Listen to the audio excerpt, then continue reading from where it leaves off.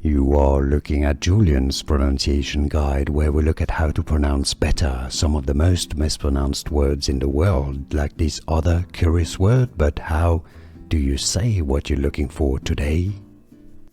Let's learn once and for all how to pronounce this German word that has been borrowed from German to make it a surname as well. It originally in German means shepherd, the person who guards the animals, the sheep, shepherd, all right? And it's pronounced in German. The German pronunciation is as Schäfer.